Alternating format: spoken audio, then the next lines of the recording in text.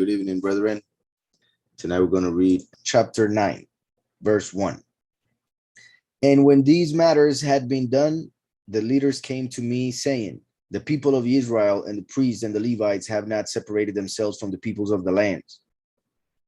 As to their abominations, those of the Canaanites, the Hittites, the Perizzites, sounds like parasites. Well, pretty much said it the same. The Jebusites, the Ammonites, the Moabites, the Mitzrites, and the Amorites. Pretty much lands that Israel conquered. 1, 2, 3, 4, 5, 6, 7, 8. Well, look how it says those of the Canaanites, which would pretty much refer to the whole land of Canaan, where the Hittites and all the rest were, as in the number 7 representing completion of the nations within one land. We could also say 8 different nations to represent once we enter eternity, and all nations will have been conquered by the Most High through Israel. And the meanings of the names, we'll see them later. So it says, for they have taken some of their daughters as wives for themselves and their sons. This is so common throughout scriptures, through history, and also in experience, sadly. It is so amazing how much power females have and how much influence a woman can have over a man. Reason why men have to be very, very careful about the woman they choose as a wife, because a wife that serves a different Elohim will eventually lead the husband to do so as well. So it's very dangerous, and we see it all over the scriptures. And sometimes we might even say, how is it possible that they kept doing that? How is it possible that they felt?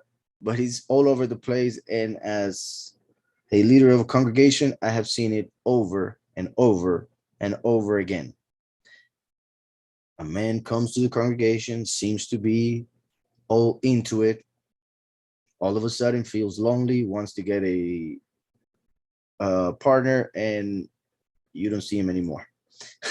Or you see him, but all of a sudden he's sad all the time, he's having issues, and a bunch of other details, or having problems with the wife because the wife doesn't want to go to the study, or goes, but comes in this case, but making faces all study. In me being in front as the pastor is really bad to look at somebody who was brought by her partner being all I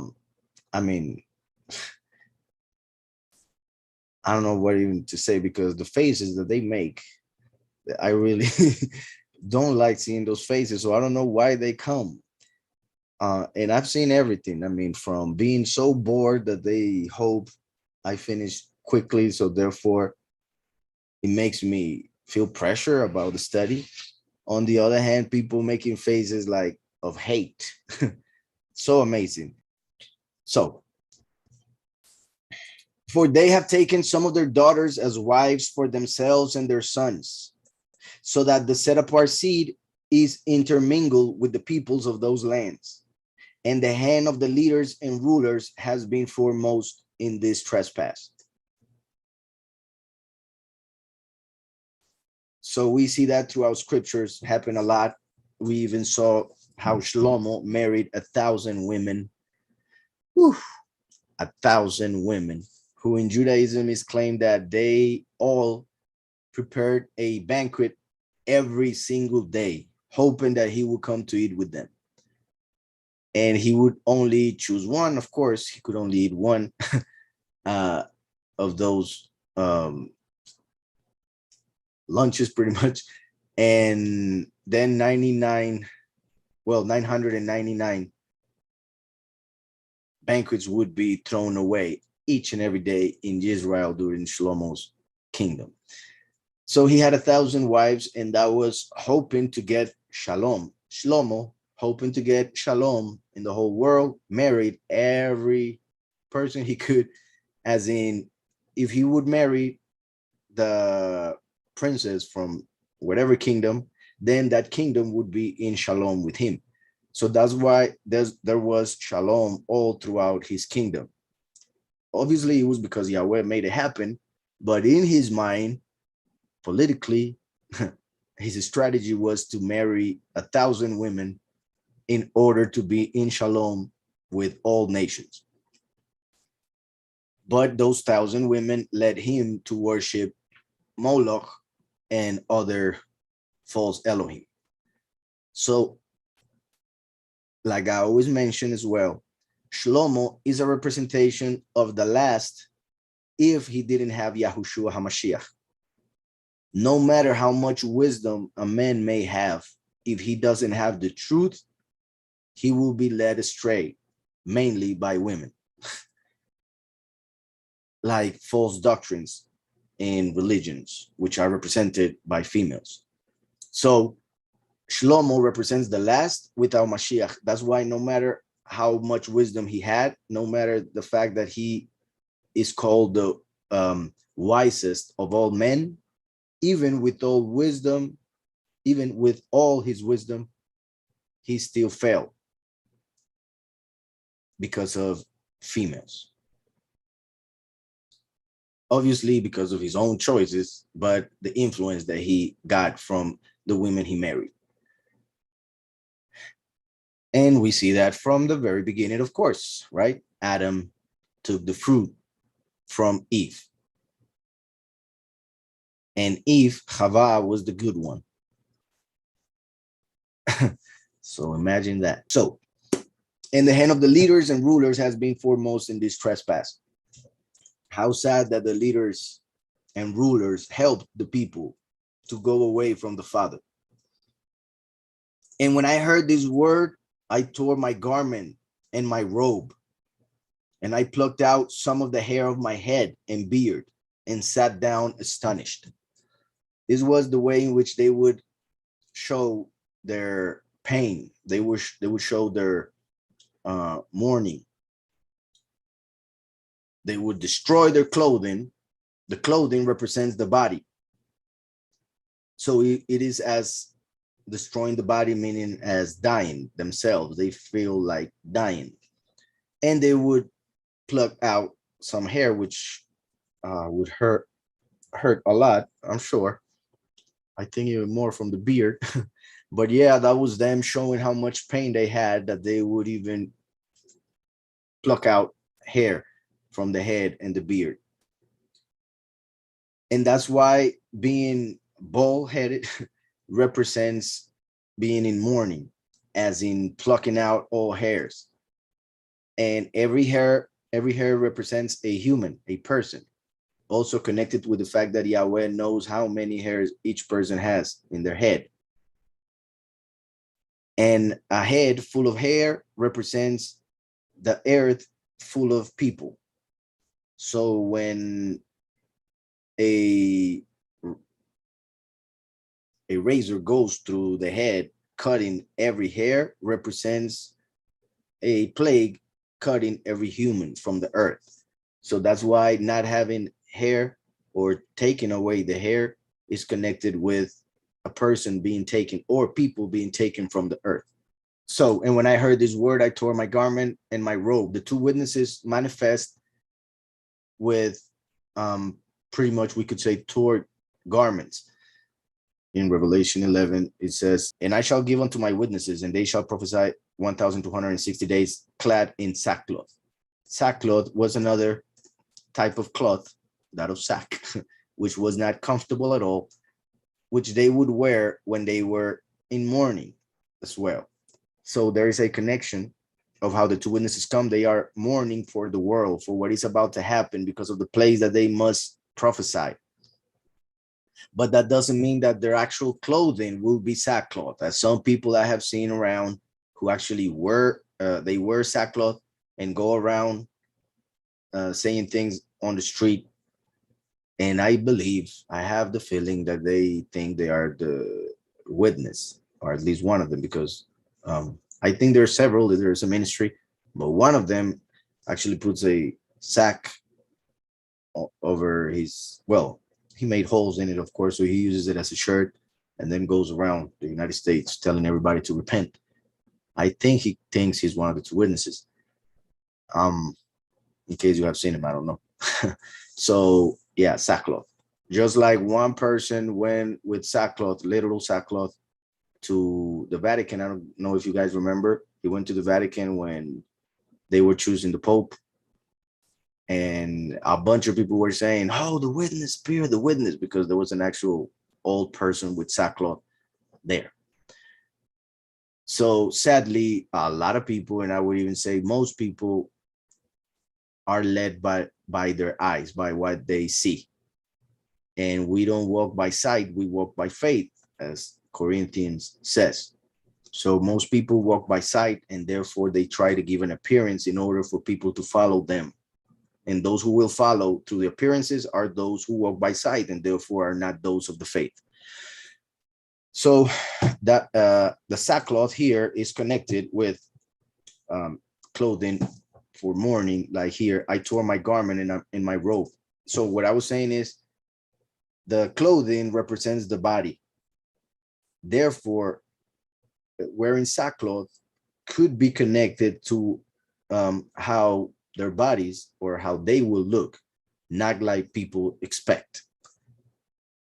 There are several ways to say that, but I'll leave it there. So when I heard this word, I tore my garment and my robe, and plucked out some of the hair of my head and beard, and sat down astonished. Then all those who trembled at the words of the Elohim of Israel gathered to me because of the trespass of the exiles, and I sat astonished until the evening offering. Verse 4, we actually are going to read about this offering on Shabbat. So let me check something in verse 4. And they gathered to me all who fear the word of the Elohim of Israel. Ani Yoshev, and I was sitting until the mincha, the offering of the afternoon, ha'arev. Then it says, and at the evening offering,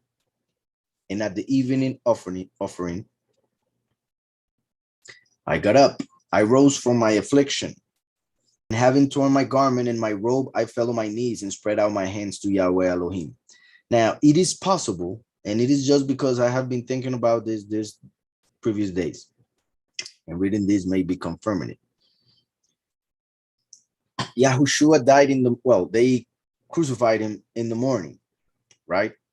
And he was on that cross to pretty much the afternoon. But before the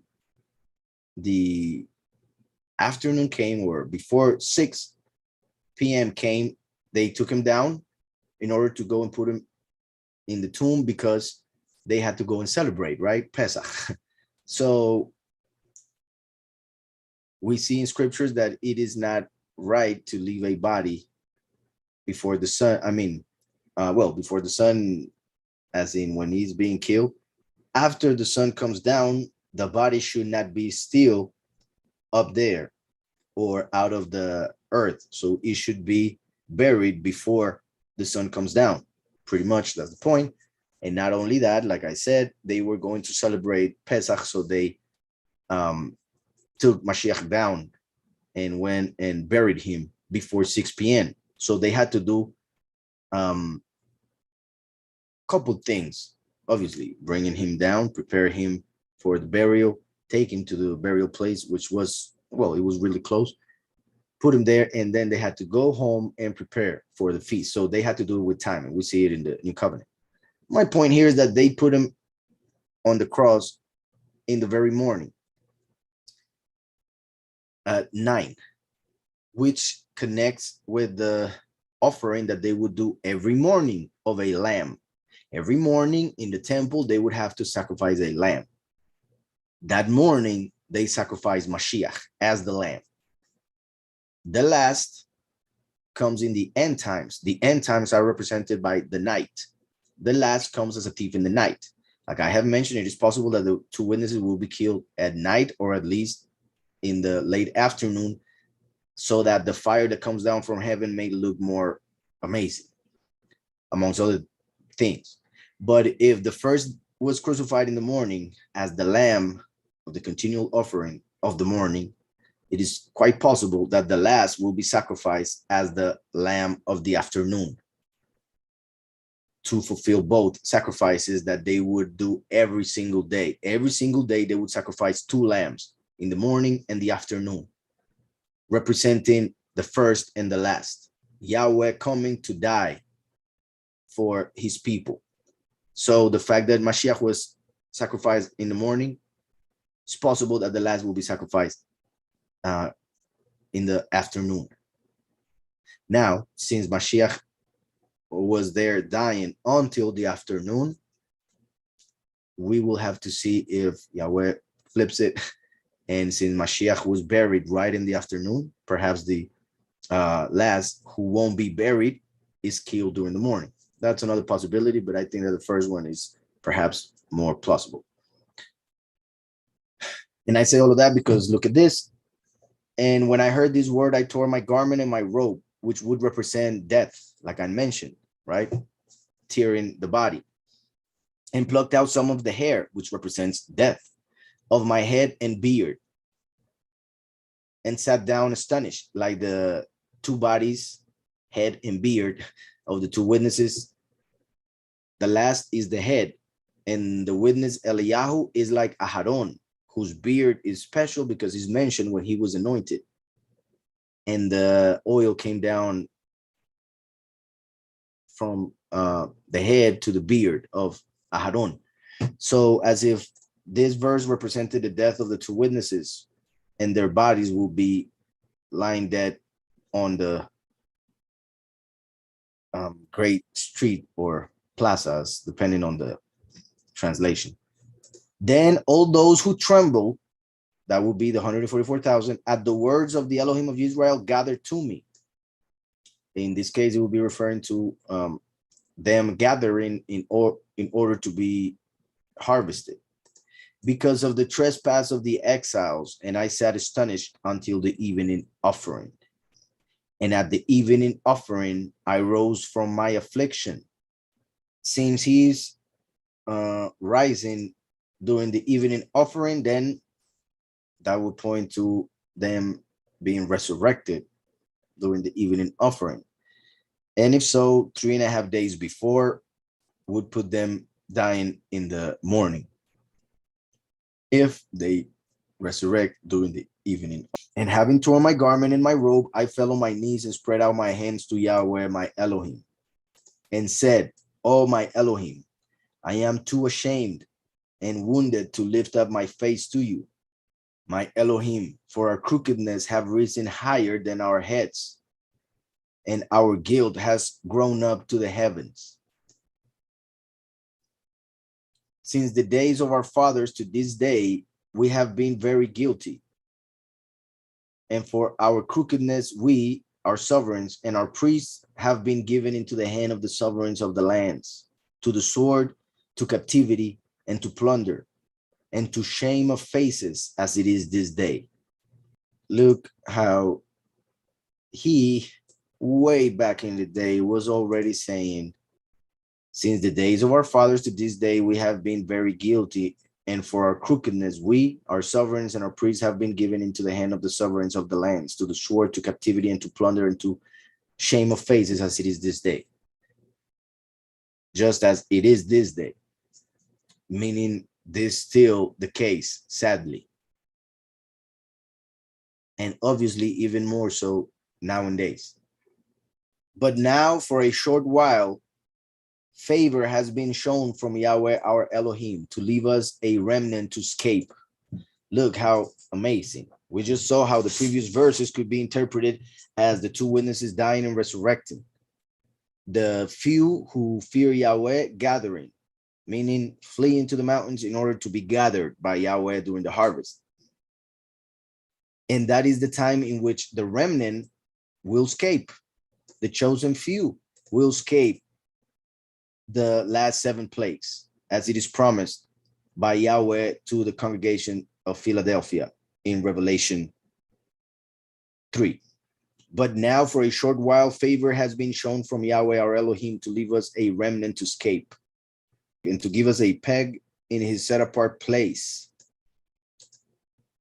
Mashiach would be the peg through whom we are able to be in his set apart place, that our Elohim might enlighten our eyes and give us a little reviving in our bondage.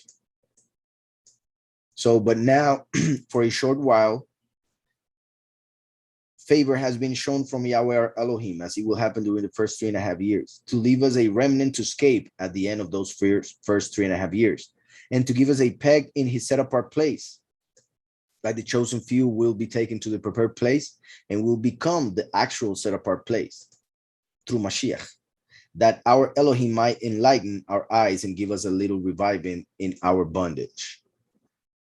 Just like the little flock will be revived through the transformation, or we could say the many will be resurrected. For we were slaves, but in our bondage, our Elohim did not forsake us, and extended loving commitment to us in the presence of the sovereigns of Persia, to revive us, to raise up the house of our Elohim, to restore its ruins, and to give us a wall in Yehudah and Jerusalem. A wall, verse 9 at the very end, Gadeir, Beyehudah, Ubi Jerusalem. Remember that the last represents a wall that will protect the chosen few in the end times. For we were slaves as in Egypt, but now in this time, spiritual slaves. But in our bondage, our Elohim did not forsake us. Zechariah, he remembers us. And extended loving commitment to us in the presence of the sovereigns of Persia. Persia means splendid. And that would represent, for instance, the 2 witnesses.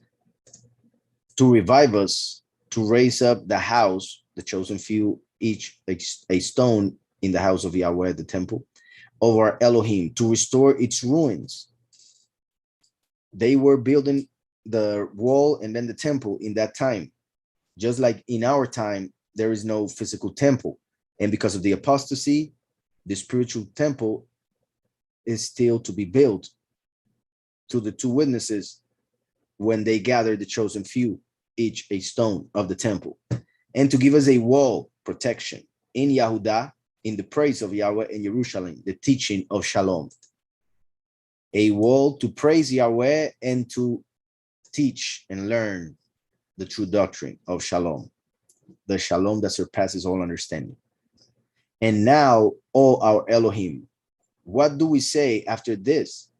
For we have forsaken your commands, which you have commanded by your servants, the prophets, saying, the land which you are going in to possess is a land unclean through the uncleanness of the peoples of the lands, by their abominations with which they have filled it, from one end to another, by their uncleanness.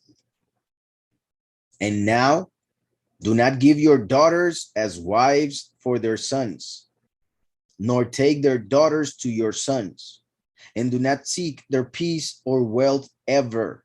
How important this is. Because the world, society, worships wealth, and that's what most people are after. The wealth of this world, money, as in many, Isaiah 65:11, destiny, and the peace of the world. The peace of the world is through war. The peace that the world offers is through fear. Not so the peace of Yahweh, which is that which surpasses all things. So people who want peace according to what the government offers them will go through war to get it, and will enter a reality of fear, which they already have with COVID and all of that. And now do not give your daughters as wives for their sons, nor take their daughters to you, to your sons. And do not seek their peace or wealth ever. We must not seek what they have, what they offer. We must seek understanding in order to know why we must not seek it, so that we won't desire it. Because when we don't know why something is bad, we will have a stronger desire for it. But if we get to know why, which we receive through experience, when we make mistakes, we realize, no, that was not the way. So we won't go through that way ever again. So getting to know will help us not to fall. That is why, for lack of knowledge, my people are destroyed. Hosea 4:6. So do not seek their peace and wealth ever. If you don't know the difference between the peace of Yahweh and that of the world, people will follow the peace of the world, thinking that that is the peace of Yahweh, thinking that peace is only one. And the wealth as well. People will follow the wealth of the world, thinking that that is what will make them happy, fulfilled. And so many people have received so many or so much wealth in this world, and they have themselves said that that is nothing, that doesn't bring happiness. But people still want to try. They think that is their issue, and that won't be their experience. And do not seek their peace or wealth ever, so that you are strong, and you shall eat the good of the land and leave it as an inheritance to your children forever. Now that we have experienced through our history how bad the wealth of the world and the peace of the world are, thankfully, we won't seek it ever again, and therefore we will eat the good of the land, and our children will inherit it. And after all that has come upon us for our evil deeds and for our great guilt, you, our Elohim, have held back the rod upon our crookedness and have given us such deliverance as this. Should we turn back to break your commands and join in marriage with the people of these abominations? Should we turn back after everything that Yahweh has done to break your commands and join in marriage with the people of these abominations, like those who go and worship idols? That's what they have done. When they become part of a false congregation, a church that teaches falsehood, that is marrying abominations. Should we turn back to break your commands and join in marriage with the people of these abominations? That's what has happened the last 2,000 years. Would you not be enraged with us until you have consumed us, so that there would be no remnant or survivor? That's why there won't be any remnant from the many, because they have married the abomination. Would you not be enraged with us until you have consumed us? Showing how that will happen at the consummation of time, when the consuming fire will manifest as the wrath. That's why, would you not be enraged with us? But people say, no, the name doesn't matter. He loves us. He won't be enraged ever, even though they are doing exactly what this chapter is saying not to do, spiritually mainly, which is even more dangerous. Would you not be enraged with us until you had consumed us? That's why the many will have to die because of that. And the fact that he says until means that his rage will stop after they are consumed. So after the many die, Yahweh will not be enraged, and therefore will resurrect them to eternal life. Those who are righteous, of course, even though they didn't have the name, the many. Would you not be enraged with us until you have consumed us, so that there would be no remnant or survivor? O Yahweh, Elohim of Israel, you are righteous, for we are left as a remnant, the chosen few, 144,000. as it is this day. See, we are before you in our guilt, for there is no one to stand before you concerning this. This is interesting because before Mashiach, there was no one, but now we have Yahushua before the Father. O Yahweh Elohim of Israel, you are righteous, for we are left as a remnant, as it is this day, like 144,000 nowadays. See, we are before you in our guilt, for there is no one to stand before you concerning this. But Mashiach stands before Yahweh concerning our guilt. He paid for our sins. So that's why there will be a remnant and survivor, because they accept Mashiach, who is standing before the Father for us. That's how the chapter ends.